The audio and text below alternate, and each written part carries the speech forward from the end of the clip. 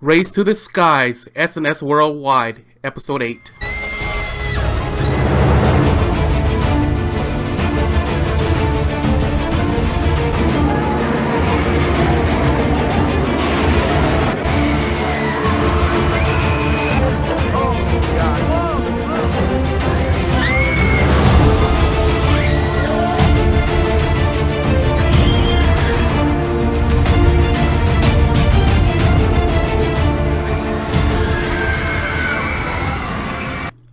Hi folks, this is T from Show Me Coasters. Today we're looking at another company that has been inspired by aerodynamic. We're looking at S&S Worldwide and Sansei Technologies. From Logan, Utah? And S&S Worldwide gained international notoriety by buying out the dissolved assets of aerodynamic in the early 2000s, exactly 2002. S&S Worldwide has a colorful history and a colorful business practice. We'll elaborate on it as the piece moves along. So the company was founded in 1994 by Stan Checketts as S&S Sports and later changed to S&S Worldwide. They started out manufacturing air-powered amusement rides, and you'll see these in different parks around the nation with their drop towers and some of the giant swings, screaming swings they call them.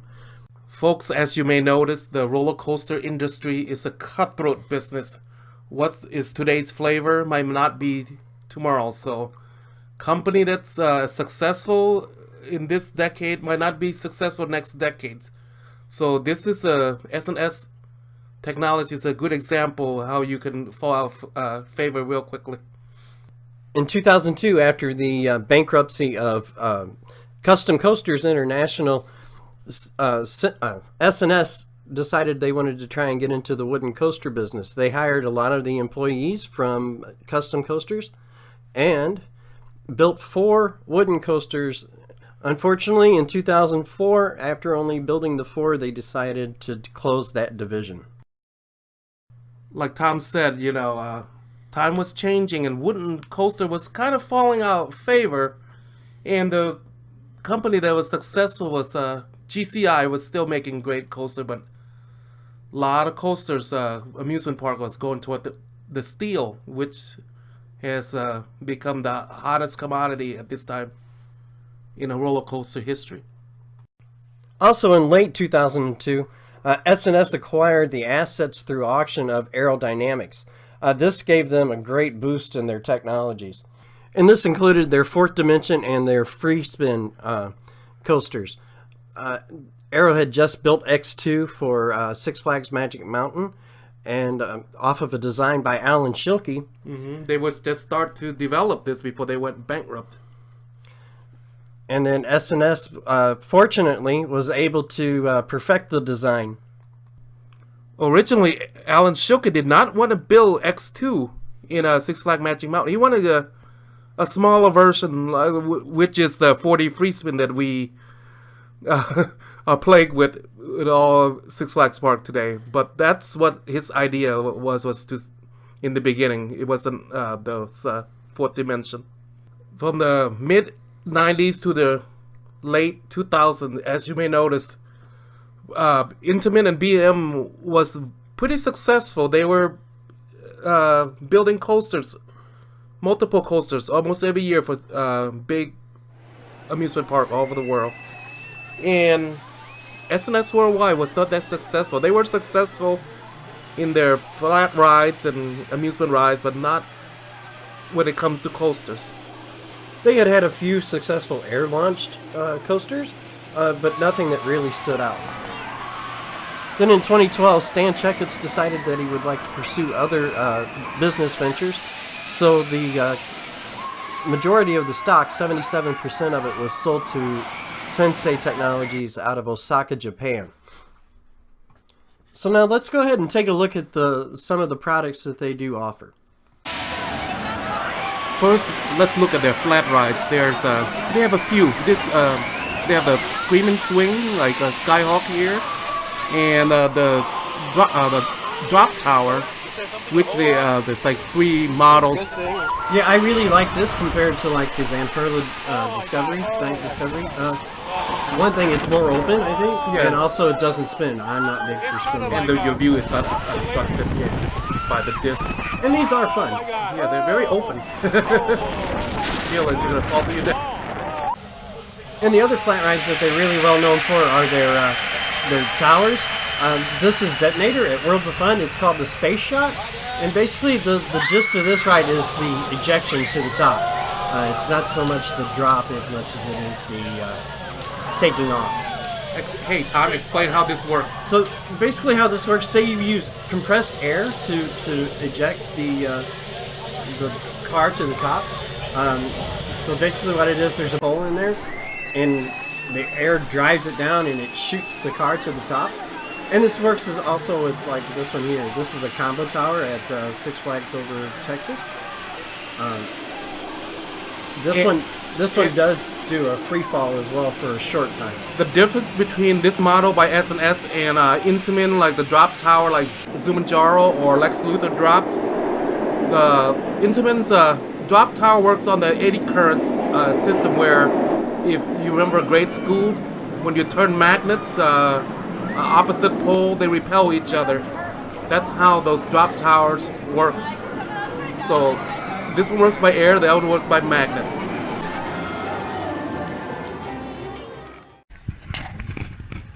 So let's take a look at their coaster collection. We already talked some about their wooden division, but this is Timberhawk at Wild Waves Theme Park and Water Park in Indiana. To me, it looks like a pretty good GCI, but They only dabbled a couple years and they weren't very successful. Folks, this next class of coaster is called a Screaming Squirrel. Unfortunately, a lot of these model has been removed. You want to get credit for it, you have to go all the way to China, Mysterious Island. This reminds me of a combination of 4D free spin mixed with a wild mouse. I can see why a lot of people are a little squirrely about this one. And the next class that we're going to look at is their El Loco. It's kind of similar to a Gerstlauer or Eurofighter. The first drop is beyond 90 degrees, and there are a couple of inversions as well throughout the ride. But it's a very compact ride. Yeah, a lot of these are still operating all over the world, so I think there's one in Coney Island. No, this one is Steel Hog at Indiana Beach. Yeah. So this one is in the United States, and you can still go ride it.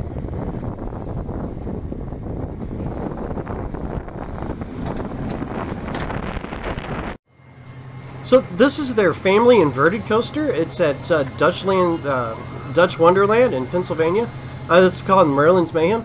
This is a pretty cool little coaster. It's nothing crazy, horrible. It's great for kids. It's a family ride, really. And they have one other family coaster that they are marketing right now. It's kind of remind me of Aerial Chase. Yeah, it's very similar to Aerial Chase. But it looks like it's elongated. And then the other model that they offer for families is the Steeplechase. This is an Aero Classic that they're bringing back. Obviously, the carriages look like horses, or the cars look like horses, and it's just kind of a monorail system. It's kind of exciting that they are going to bring back some of Aero's classic rides. This next class of coaster is their air launch. This is Powder Keg in Silver Dollar City. Their sale of these model is moderate. There's still steady demand for this.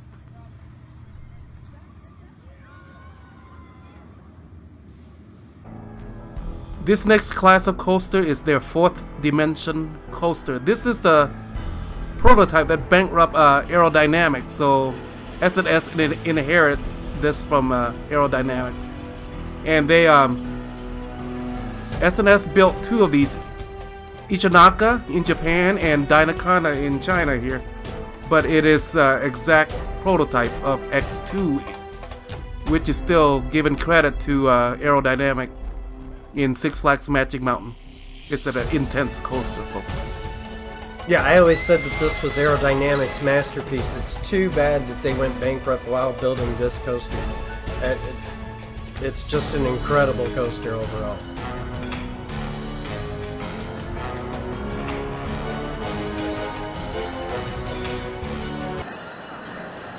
And the next model that we're going to look at is their 4D free spin. This was designed by Alan Schilke. This was the original prototype he wanted to sell to Six Flags Magic Mountain. Unfortunately, if you're near a Six Flags park, this prototype is everywhere. Almost everywhere. Except Six Flags St. Louis, of course. Yeah. But it's short in duration. That's a downside. That's when it's a little longer. I don't think it'll mind too much. It's really not that bad of a ride. It's pretty fun actually. Whenever I rode it the first time, I was in pain prior to getting on it, so that didn't really. Just too many clones. That's the only problem. Are you okay? It's cold. So S&S has had a pretty good run over the years. Their future looks pretty bright. They're getting some pretty high-class coasters going. This is Max Force. They're building it at Six Flags Great America for 2019. It's going to have the fastest air launch in North America. It looks intense. It does look intense, and it looks a lot of fun. And also another exciting new ride coming to 2019 is going to be Steel Curtain at Kennywood. This is considered a looping coaster by S&S Worldwide.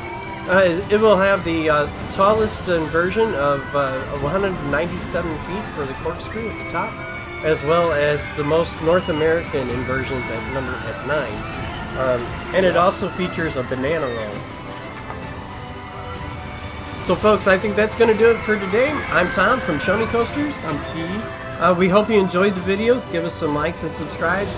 Feedback is always welcome as well. And thank you. Thanks for watching. And this is Race to the Skies, Episode 8.